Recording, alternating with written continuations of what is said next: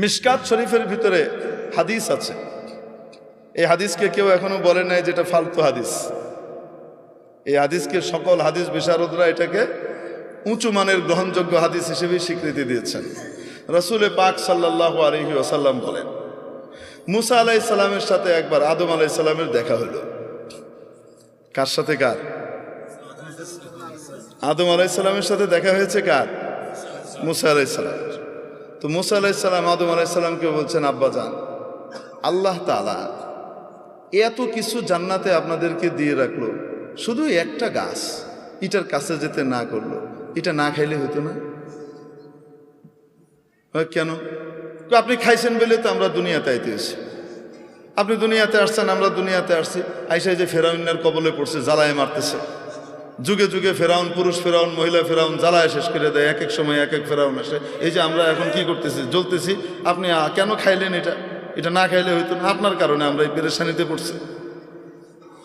বুঝেন কি বলে? সমস্ত পেরেশানিতে পড়লাম কার কারণে? আপনার কারণে। কে বলতেছে? মুসা আলাইহিস সালাম। আপনি এটা কেন খাইলেন?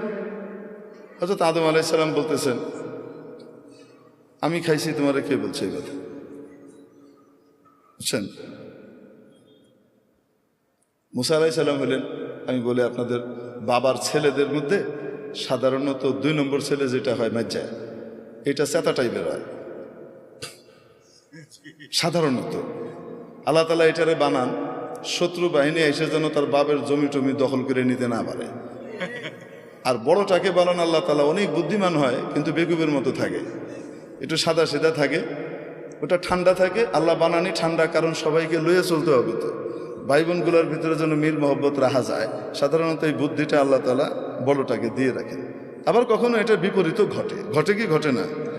তো আদম আলাইহিস সালামের যে পোলাপাইন আছে, এরা সবাইকে সমান। হ্যাঁ, সমস্ত নবীরাই আদম আলাইহিস সালামের আওলাদ, কিন্তু আদম আলাইহিস সালামের আওলাদের ভিতরে মুসা আলাইহিস সালাম হলেন মাইজ্জা পোলার মতো, ওই কাউরে ছেড়ে দেন। খোদ রসুল সাল্লাল্লাহু আলাইহি সাল্লাম যখন মেরাজে যান, সহিহ মুসলিমের হাদিস, যখন রসুল সাল্লাল্লাহু আলাইহি সাল্লাম কোথায় যান? মেরাজে যান। জিবরাইল আলাইহিস সালাম এক এক জায়গায় নিয়ে যাচ্ছেন। আপনারা বিরক্ত হচ্ছেন? আচ্ছা, নিয়ে যাচ্ছেন, এক এক আসমানে যান, এক এক নবীর সাথে দেখা হয় এবং মুসা আলাইহিস সালাম পরিচয় করিয়ে দেন। প্রথম আসমানে দেখা হয়েছে হযরত আদম আলাইহিস সালামের সাথে। রাসূলুল্লাহ সাল্লাল্লাহু আলাইহি সাল্লামকে পরিচয় করিয়ে দিচ্ছেন জিবরাইল আলাইহিস সালাম, হাদা আবুকা আদম, ইনি আপনার আব্বা আদম আলাইহিস সালাম, ফাসাল্লিম আলাইহি, ওনাকে সালাম দেন। এটা প্রোটোকল। তো হযরত আদম আলাইহিস সালামকে কি করতেছে? সালাম দিয়েছেন রাসূল সাল্লাল্লাহু আলাইহি সাল্লাম। আদম আলাইহিস সালাম উঠে দাঁড়িয়েছেন, সন্তানকে সম্ভাষণ জানিয়েছেন, মারহাবাম বিন নবিয়্যিস সালেহ ওয়াল ইবনিস সালেহ, ও আমার প্রিয় সন্তান, ও প্রিয় নবী, শুভেচ্ছা, স্বাগতম। দ্বিতীয় আসমানে গেলেন, ওখানে আরেক নবীর সাথে সাক্ষাৎ। তো বলছেন, আপনি সালাম দেন, আপনার ভাই অমুক। উনি সালাম দিলেন, উনি বলেন, মারহাবাম বিন নবিয়্যিস সালেহ ওয়াল আখিস সালেহ, ও আমার প্রিয় ভাই, ও আমার সম্মানিত নবী, আপনাকে শুভেচ্ছা, স্বাগতম। এইভাবে যেতে যেতে হযরত মুসা আলাইহিস সালামের সাথে দেখা 6 নম্বর আসমানে। কয় নম্বর আসমানে? 6 নম্বর আসমানে। তো বলছেন সালাম দেন। তো সালাম দিছে, ইনি কে? আপনার ভাই মুসা। সালাম দিয়েছেন। রাসূল সাল্লাল্লাহু আলাইহি ওয়াসাল্লাম বর্ণনাও করেছেন যে আমার ভাই মুসা তোমাদের মতো, তোমাদের মধ্যে অমুকের মতো দেখতে, কাজদি শানুআহ, এদের লোকগুলা যেমন হয় মুসা আলাইহিস সালাম দেখতে এরকম। তোমার সাথে দেখা হলো। দেখা হওয়ার পরে সালাম দিলাম, সালামের জবাব হলো। তারপরে হযরত মুসা আলাইহিস সালাম ওই একই কথা বললেন। এখন রাসূল সাল্লাল্লাহু আলাইহি সাল্লাম যখন পার করে চলে যাচ্ছেন, উপরের দিকে 7ম আসমানের দিকে রওনা হচ্ছেন, তো তখন কান্নাকাটির আওয়াজ শুনতেছেন। কেঁদে কেঁদে কেউ বলতেছে, আল্লাহ, এটা কোনো ইনসাফ? আমার পরে আসছে আর আমার আগে উপরে চলে যেতেছে, এটা কোনো কথা? এটা কিসের ইনসাফ? আমি কত কষ্ট করছি এসে। তো হযরত মুসা আলাইহিস সালাম রাসূল সাল্লাল্লাহু আলাইহি ওয়াসাল্লাম জিবরাইল আলাইহিস সালামকে বলতেছেন, কারণ অভিযোগ করতেছে কার উপরে? বাপরে বাপ, ভয়ঙ্কর কথা। আল্লাহরে থ্রেট দিচ্ছে, এটা কিসের ইনসাফ করলেন আপনি? উনি বলতেছেন, এটা কি এরকম করে কথা কি কয়? রাসূল সাল্লাল্লাহু আলাইহি ওয়াসাল্লাম ঘাবড়ে গেছেন, এইরকম করে কথা আল্লাহকে কি কয়? তো উনি বলতেছেন, হাযা আখুকা মুসা, সাউতু মুসা, আপনার ভাই মুসার আওয়াজ। কি বলেন, কেউ তার রবের সাথে এভাবে কথা বলতে পারে? উনি বলেন রব্বু ইয়ারিফ, তার রব তার ব্যাপারে খুব ভালো জানে, এরমই। তার রব তার এই সমস্ত কথা কিছু কি করে না, মনে টনে করে না। বুঝেন নাই?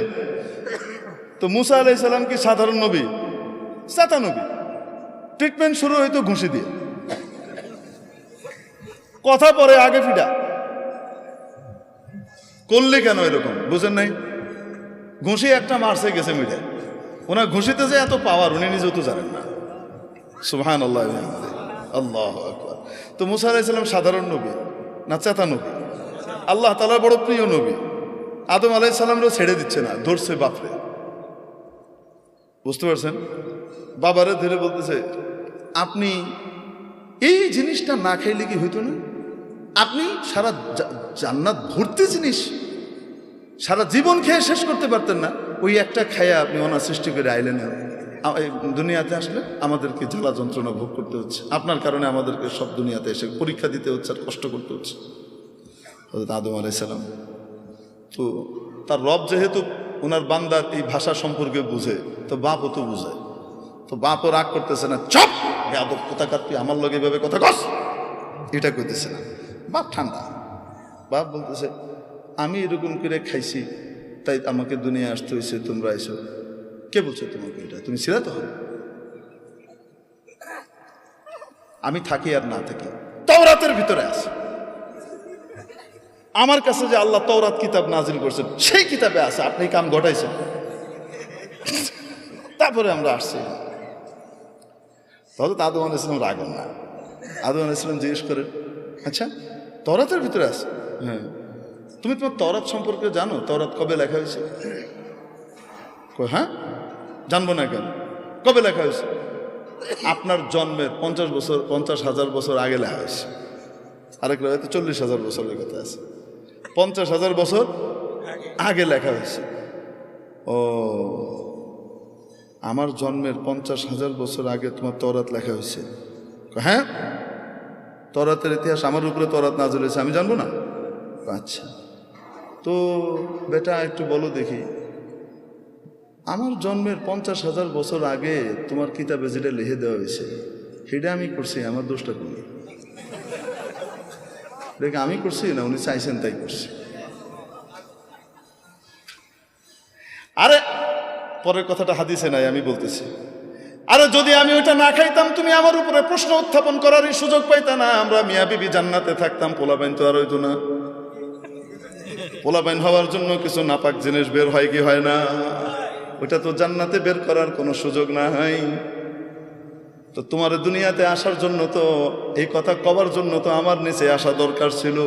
তোমার তো শুকরিয়া আদায় করা উচিত যে আমি ওইটা খাইছি তাই তুমি জান্নাতের মুখ দেহ নবী হইছ। এটা উনি আমি ভাবার্থ বললাম, কিন্তু আদম আলাইহিস সালাম বলছেন যেটা আমার জন্মের এত হাজার বছর আগে তোমার কিতাবে লিখে দেওয়া হয়েছে সেটার জন্য কি আমি দায়ী? মুসা আলাইহিস সালাম চুপ মেরে গেছেন। রাসূলুল্লাহ সাল্লাল্লাহু আলাইহি ওয়াসাল্লাম এখানে বলেন খুব মজার কথা, ফাহাজ্জা আদম মুসা, আদম মুসাকে পথ কেটে ফেলাই দিছে। আদম মুসাকে এভাবে কি করছেন? ধাই করে ফেলে দিয়েছেন, হারিয়ে দিয়েছেন। আমরা বলি না আদম মুসাকে কি করেছেন? হারিয়ে দিয়েছেন। রাসূল সাল্লাল্লাহু আলাইহি ওয়াসাল্লাম এটা যখন বলেন, বলতে গিয়ে হেসে দিয়েছেন, কারণ বাপের গর্ব তো নিজের গর্ব, আরে কয় না কেন? তো আমরা আদমের সন্তান, এজন্য কি আমরা লজ্জিত না গর্বিত? তো এই যে হযরত আদম আলাইহিস সালামের সাথে এই মূসার কথোপকথন, আলাইহিস সালামের কথোপকথন কোথায় হয়েছে, এই হলো প্রশ্ন। বুঝাতে পারি নাই?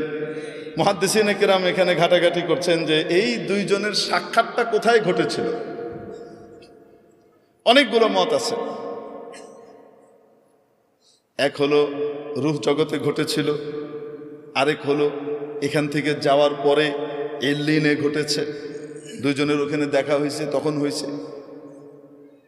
সবচেয়ে গ্রহণযোগ্য মত হলো আদম আলাইহিস সালামের জায়গায় আর মুসা আলাইহিস সালাম দুনিয়াতে মুসা আলাইহিস সালামের জায়গায়, এখানে থেকে বাপের সাথে একবার কন্ট্যাক্ট হয়েছে। বাবার সাথে কি হয়েছে? কথাবার্তা হয়েছে। কিভাবে হয়েছে? কে করছেন? এটাকে বলে হেদায়েতে লুৎফিয়া, টেস্টি হেদায়েত। এই হেদায়েতের ভিতরে স্পেশাল স্বাদ আল্লাহ দান করেন। 7 নম্বর মানা হলো হেদায়েতে রিদওয়ানিয়া, সন্তুষ্টির ঘোষণা দেওয়া। হেদায়েত মানে হলো সন্তুষ্ট হয়ে গেলাম এই ঘোষণা দেওয়া। সূরা মুহাম্মাদের মধ্যে আছে ওয়াল্লাযীনা কুতিলু ফি সাবিলিল্লাহ,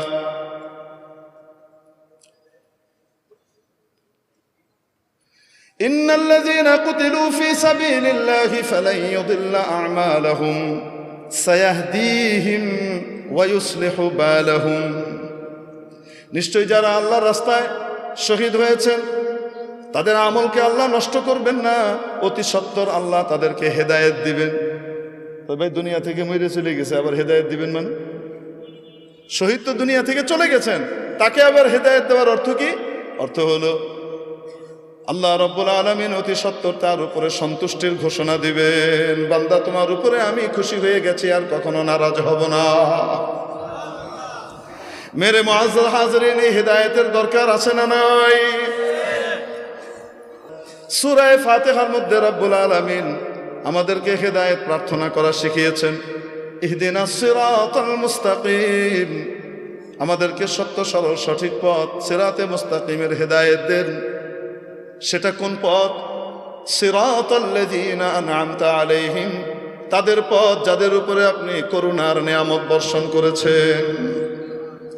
মুআজ্জাজ হাজিরিন, এজন্য আল্লাহ ওয়ালাদের সোহবতে যত বেশি সময় কাটাবো তত বেশি আমাদের জন্য হেদায়েতের উপরে চলা সহজ হবে।